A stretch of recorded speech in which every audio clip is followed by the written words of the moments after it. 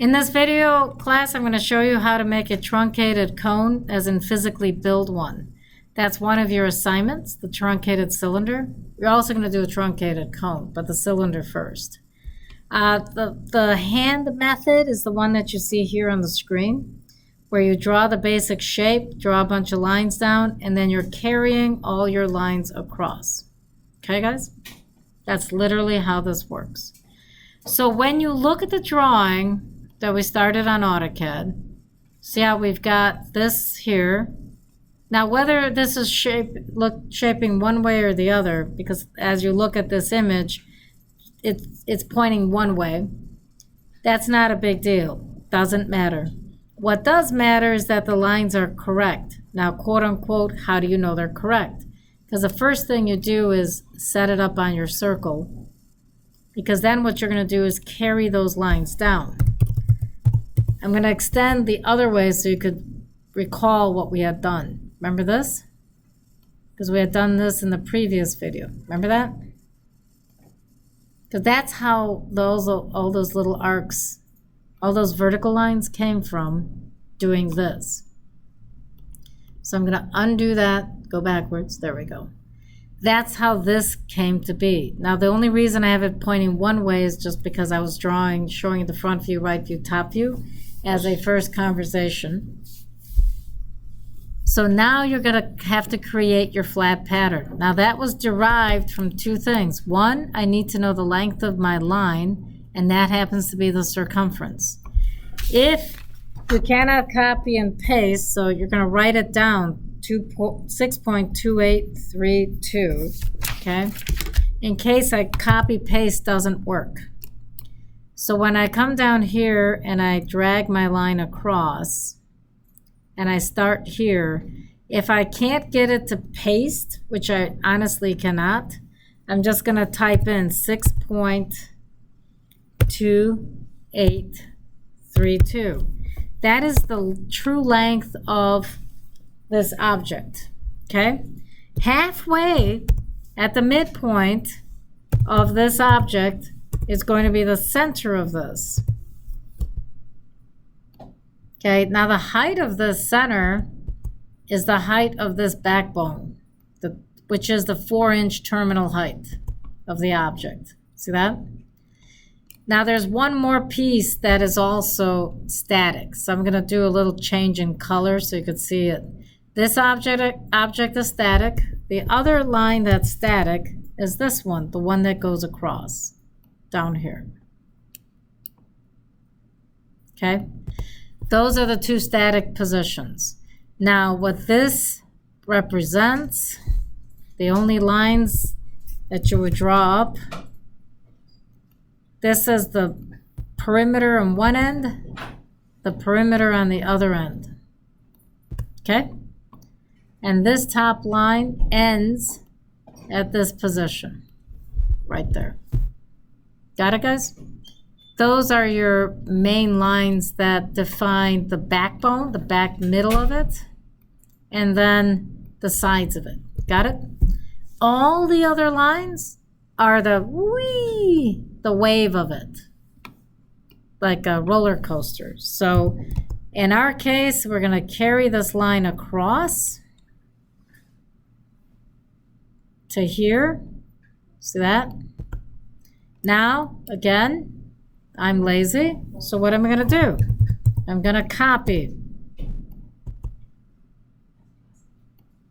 I'm going to copy down to here. See that? So I'm copying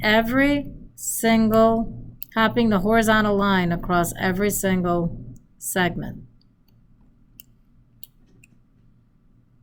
Regardless of the angle, this is exactly how you do it. So some of you might say, oh, that looks like the miter method. Yeah, it does, but it's got nothing to do with developing the miter views.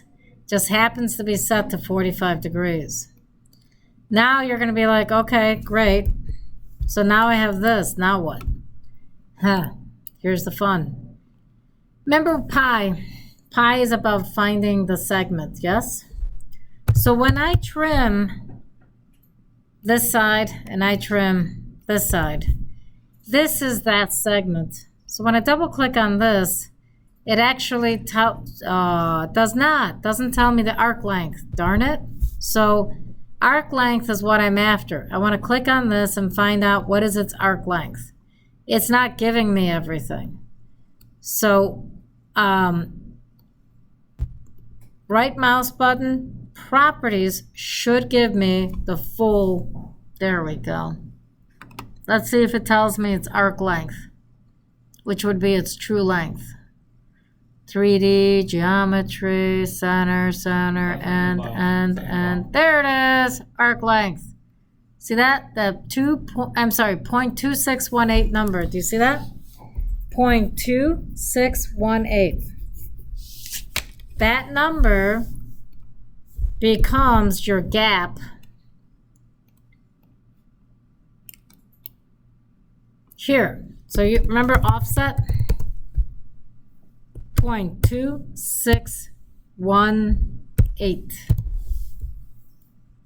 is your offset distance. Now, I personally start with the bottom line because it gets confusing.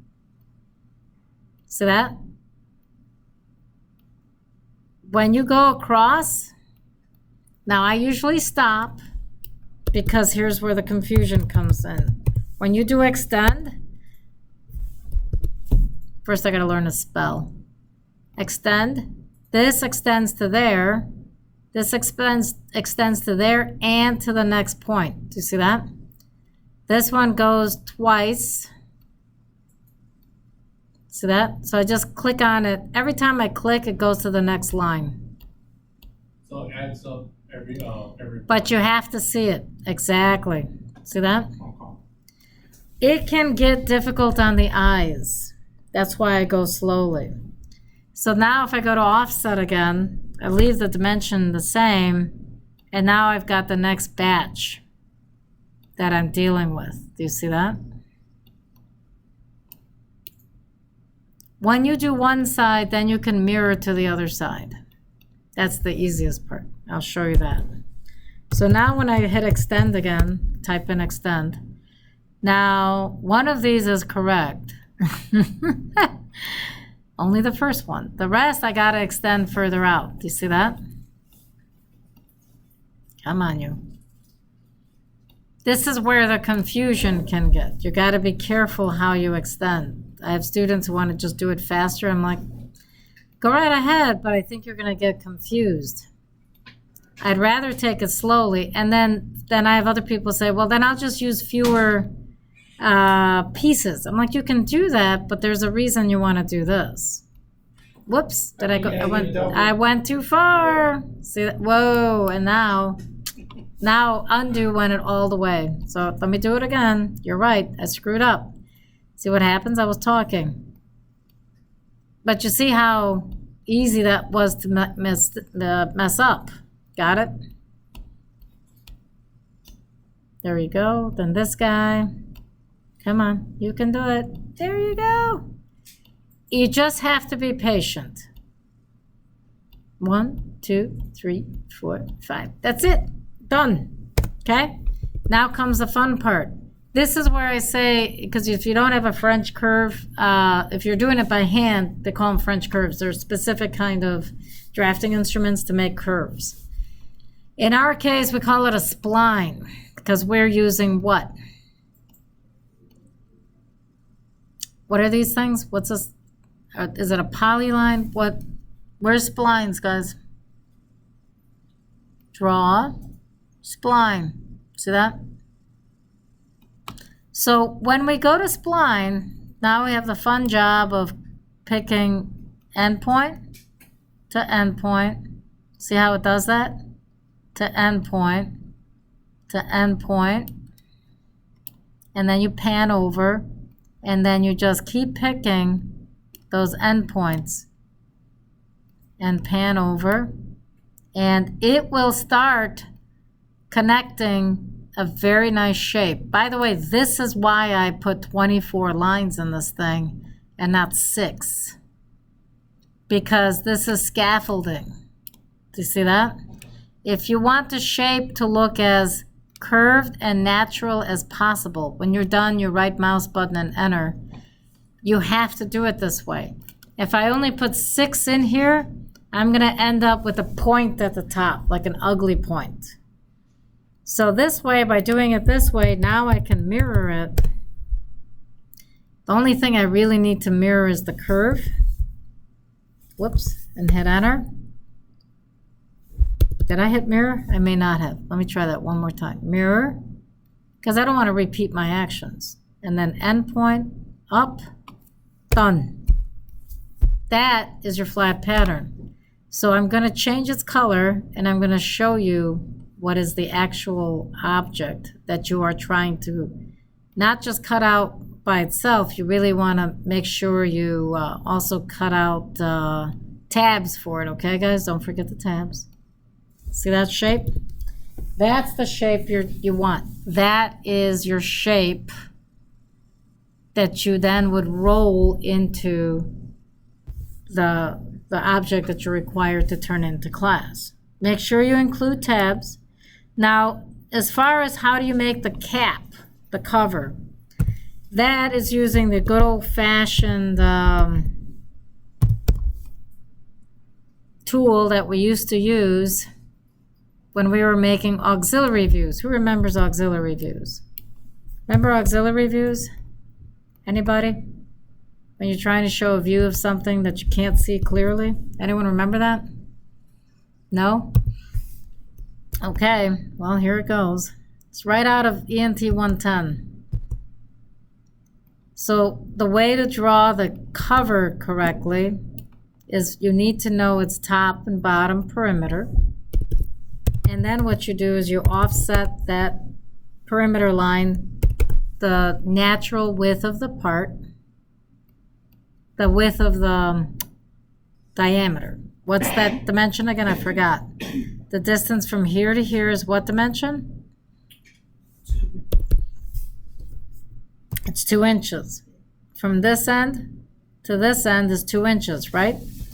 Therefore, to follow suit, when you're dimensioning, I'm going to use a line. When I'm dimensioning from here to here, it's supposed to be 2 inches. Got it? By going at an angle like this and knowing where the middle is, see that? I need that center point. When I go and create my ellipse, my center ellipse, I go from midpoint to end to end. That shape right there, that is your cover.